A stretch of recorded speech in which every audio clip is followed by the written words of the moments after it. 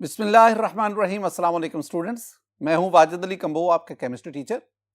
Student, second year chemistry में हम chapter 9 इसको स्टडी कर रहे हैं और आज हम इसमें स्ट्रक्चर ऑफ बेंजीन, उसके सिलसिले में atomic orbital treatment of benzene इसको डिस्कस करेंगे। तो हम आगाज करते हैं atomic orbital treatment of benzene.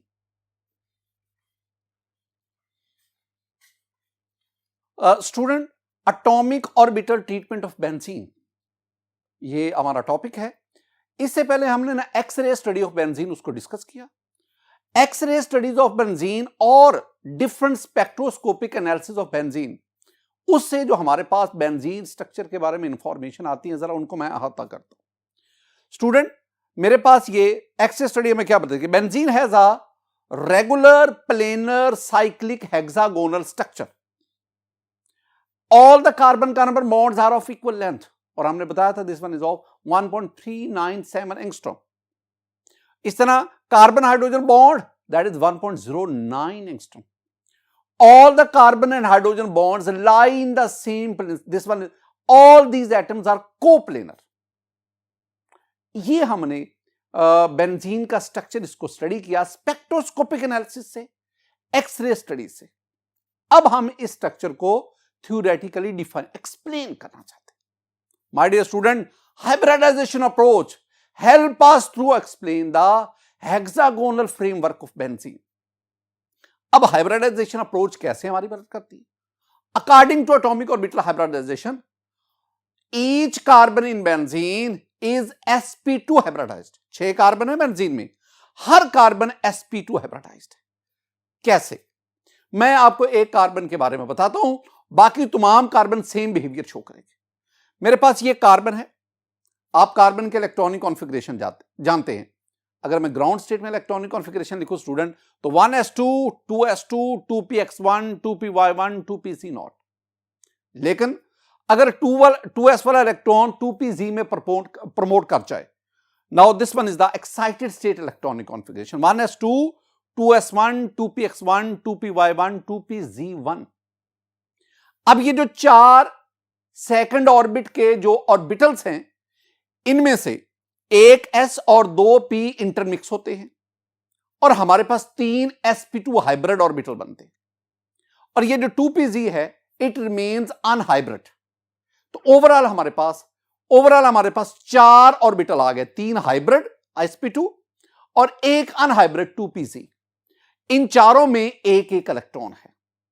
अब स्टूडेंट, ये जो 3 sp2 हाइब्रिड ऑर्बिटल है, ये अपने आप को अरेंज करते हैं और हमारे पास ये एक ट्राइएंगुलर प्लेनर फॉर्म में अरेंज हो जाते हैं। ये आपके पास, और इनके दरमियान एंगल 120 डिग्री का है। हर हाइब्रिड ऑर्बिटल के पास, sp2 हाइब्रिड ऑर्बिटल के पास एक एक इलेक्ट्रॉन है। What about 2pz? My dear student, 2pz lie perpendicular to this triangular planar structure. इसके परपेंडिकुलर लाई करता है, और 2pz also contains 1 इलेक्ट्रॉन। मैंने आपको ये एक कार्बन में हाइब्रिडाइजेशन और उसका अनहाइब्रिड जो 2pz है उसके बारे में आपको समझाया। माय डियर स्टूडेंट, बेंजीन में 6 कार्बन एटम है, तो हर एक कार्बन यही हाइब्रिडाइजेशन फ्रेम ऑफ वर्क रखता है। अब हम क्या कहेंगे, मैं पहले आपको ना sp2 हाइब्रिड ऑर्बिटल, उनसे बनने वाले बॉन्ड्स, उनकी तफसील बताता हूं, और फिर भी हम 2pz की बात करेंगे। माय डियर स्टूडेंट, हर एक कार्बन अपने 3 हाइब्रिड ऑर्बिटल के साथ, sp2 हाइब्रिड ऑर्बिटल के साथ 3 सिग्मा बॉन्ड बना रहे हैं। अगर आप इस कार्बन की बात करेंगे, ये कार्बन अपने इस कार्बन नेबरिंग कार्बन के साथ sp2 ओवरलैप करता है, और यूं इन दोनों के दरमियान ये एक सिग्मा बॉन्ड बन गया। यही कार्बन अपने दूसरे sp2 हाइब्रिड ऑर्बिटल की मदद से ये दूसरे कार्बन के साथ sp2 ओवरलैपिंग करता है, एक और सिग्मा बॉन्ड बन गया। जो तीसरा sp2 हाइब्रिड ऑर्बिटल है वो हाइड्रोजन के 1s के साथ ओवरलैप करता है, और यूं यहां पे कार्बन हाइड्रोजन सिग्मा बॉन्ड बन गया।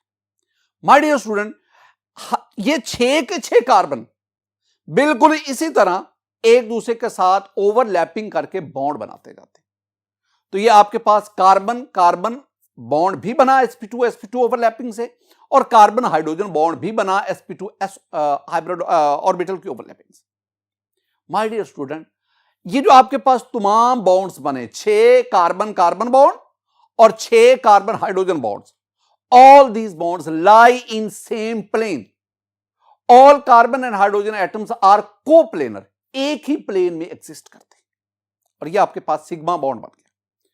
व्हाट अबाउट, अब इसमें यह भी बात याद रखनी है कि ये तमाम कार्बन कार्बन बॉन्ड की बॉन्ड लेंथ सेम है, और ये आपके पास एक regular planar cyclic hexagonal structure बना। अब असल बात आ गई, व्हाट अबाउट 2pz। अब मैंने आपसे कहा कि हर कार्बन का 2pz वो sp2 हाइब्रिड ऑर्बिटल के परपेंडिकुलर लाई करता है। अगर मैं हर कार्बन का sp2 हाइब्रिड ऑर्बिटल शो करूं तो आपके पास ये बना। अब इसमें क्या है स्टूडेंट, मैं आपको समझाने के लिए ना ये बेंजीन के रिंग में जो कार्बन है ना, इनकी मैं नंबरिंग कर देता हूं, लेकिन ये याद रखना कि जब तक बेंजीन पर कोई सब्स्टिट्यूएंट नहीं ना आता, आप इन कार्बन की नंबरिंग नहीं कर सकते। मैं तो सिर्फ आपको समझाने के लिए नंबरिंग कर रहा हूं। आपने इन कार्बन को 1 2 3 4 5 6 ये नंबरिंग दे दी। अब जरा गौर से देखना, कार्बन नंबर 1 और कार्बन नंबर 2 दोनों के दरमियान डिस्टेंस 1.397 एंगस्ट्रॉम। अब दोनों के जो अनहाइब्रिड 2pz ऑर्बिटल्स हैं, ये आपस में पैरेलल ओवरलैपिंग करेंगे, और यूं दोनों के दरमियान ये पाई बॉन्ड बना। इस तरह ये कार्बन नंबर 3 और कार्बन नंबर 4 इनके अनहाइब्रिड p ऑर्बिटल ओवरलैप करेंगे, इनके दरमियान भी ये पाई बॉन्ड बना। इस तरह ये कार्बन नंबर 5 और 6 के दरमियान भी पाई बॉन्ड बना। अब अगली एक बात, कार्बन नंबर 1 को देखें, क्या कार्बन नंबर 1 कार्बन नंबर 2 के साथ, कार्बन नंबर 1 का 2pz कार्बन नंबर 2 के 2pz के साथ ही पैरेलल ओवरलैप कर सकता है? आंसर है नहीं। ये कार्बन नंबर 1 कार्बन नंबर 6 के साथ भी ओवरलैपिंग कर सकता है। वो क्यों? क्योंकि कार्बन 1 का कार्बन 2 से जितना डिस्टेंस है, उतना ही इस कार्बन 1 का कार्बन 6 से डिस्टेंस है। इधर भी डिस्टेंस कितना है? 1.397। इसका मतलब है कि carbon 1 it has equal opportunity to show overlapping of its 2pz with carbon number 2 or with carbon number 6। इसका मतलब है ये 1 6 के साथ भी, 1 का जो 2pz ऑर्बिटल है ये कार्बन 6 के 2pz के साथ भी पैरेलल ओवरलैपिंग करेगा। इसी तरह ये जो कार्बन नंबर 2 था जिसने 1 के साथ ओवरलैपिंग की थी, ये 3 के साथ ओवरलैपिंग करेगा। बिल्कुल इस तरह 4 कार्बन नंबर 4 उसका 2pz कार्बन नंबर 5 के साथ भी ओवरलैप करेगा। ये दो चीजें हमारे पास बन गई। ये दो वो बेंजीन के स्ट्रक्चर थे जो कैक्यूले ने इंट्रोड्यूस करवाए थे।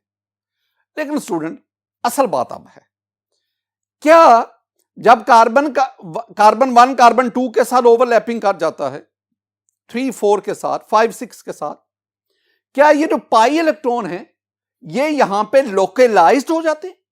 क्या यहीं पे खड़े रहते? आंसर नहीं। ये अगर कार्बन 1 के साथ करेगा तो ये पाई इलेक्ट्रॉन यहां पे, लेकिन कार्बन 6 1 के साथ कर जाता है, 3 4 के 2 3 के साथ, 4 5 के साथ। इसका मतलब है ये पाई इलेक्ट्रॉन आगे मूव कर गए, फिर ये आगे गए। क्या मतलब? ये जो पाई इलेक्ट्रॉन है ना, दीज आर 6 पाई इलेक्ट्रॉन्स। ये जो 6 पाई इलेक्ट्रॉन्स हैं ये कार्बन एटम के दरमियान लोकलाइज्ड नहीं है, दे आर डीलोकलाइज्ड। ये मूव करते रहते। लोकलाइज्ड का मतलब होता है टिका हुआ, मुकामी, एक जगह पे ठहरा हुआ, वो यहां का लोकल है, मुकामी। डीलोकलाइज्ड का मतलब है जो मूव कर रहा हो, खाना बदोश, एक से दूसरी जगह मूव कर रहा हो। तो in case of benzene the pi electrons are not localized but they are delocalized. मैं एक सेंटेंस स्टूडेंट आपको बता रहा हूं, in benzene the pi electron show extensive delocalization, शदीद किस्म की डीलोकलाइजेशन होती है। और आपके पास ये बेंजीन के जो प्लेनर स्ट्रक्चर, इसके ऊपर और नीचे इलेक्ट्रॉनिक क्लाउड, एक शेथ बन जाता है, बिल्कुल इस तरह, जिस तरह वो डोनट नहीं होता, बिल्कुल उस तरह का एक शेथ बन जाता है इलेक्ट्रॉनिक क्लाउड। और यहां पे इलेक्ट्रॉन तेजी से, एक्सटेंसिव डीलोकलाइजेशन। बाद बुक्स कहती है कि 1 सेकंड में ये इलेक्ट्रॉन, पाई इलेक्ट्रॉन 12 अरब चक्कर लगाते हैं। This one is extensive delocalization. तो प्लेनर स्ट्रक्चर के ऊपर और नीचे ये extensive delocalization of pi electron होती है। एक और आपको बात बताता चलो माय डियर स्टूडेंट, ये सेंटेंस याद रखना, when there is a delocalization there is stability. जिस मॉलिक्यूल में डीलोकलाइजेशन होगी वो मॉलिक्यूल स्टेबल होगा। Benzene has extra stability due to extensive delocalization. एक जगह पे लिखा हुआ था कि जहां डीलोकलाइजेशन होती है वहां स्टेबिलिटी होती है, यानी अगर इलेक्ट्रॉन डीलोकलाइज रहे से एक से दूसरी जगह, दूसरी से, तो वो इलेक्ट्रोफाइल के अटैक में नहीं आते। मैं आपको दो मिसालें देता हूं। मतलब ये मेरे पास ईथीन है, ईथीन में कार्बन कार्बन डबल बॉन्ड, ये पाई इलेक्ट्रॉन्स हैं, these pi electrons are localized. ये बेंजीन है, बेंजीन में 6 पाई इलेक्ट्रॉन्स हैं, these pi electrons are delocalized. अब इलेक्ट्रोफाइल का अटैक करवाएं, इलेक्ट्रोफाइल का ईथीन पे अटैक फास्ट होगा क्योंकि पाई इलेक्ट्रॉन लोकलाइज्ड है। इलेक्ट्रोफाइल आसानी से इन पाई इलेक्ट्रॉन को फाइंड कर लेगा और ये ईथीन मॉलिक्यूल को डीकंपोज कर देगा।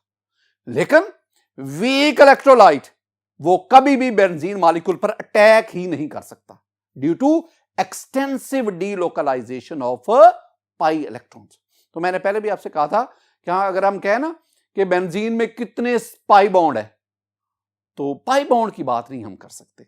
हम कह सकते हैं in benzene there are 6 pi electrons and these pi electron show extensive delocalization due to which benzene structure is highly stable, is extra stable. My dear student, आज के इस लेक्चर में हमने modern concept about benzene structure, उसमें से एक concept discuss किया and that was atomic orbital treatment. मेरी दुआ है कि अल्लाह ताला आप पर अपना फजल फरमाए, अल्लाह ताला आप पर अपना करम फरमाए। अस्सलामु अलैकुम रहमतुल्लाह।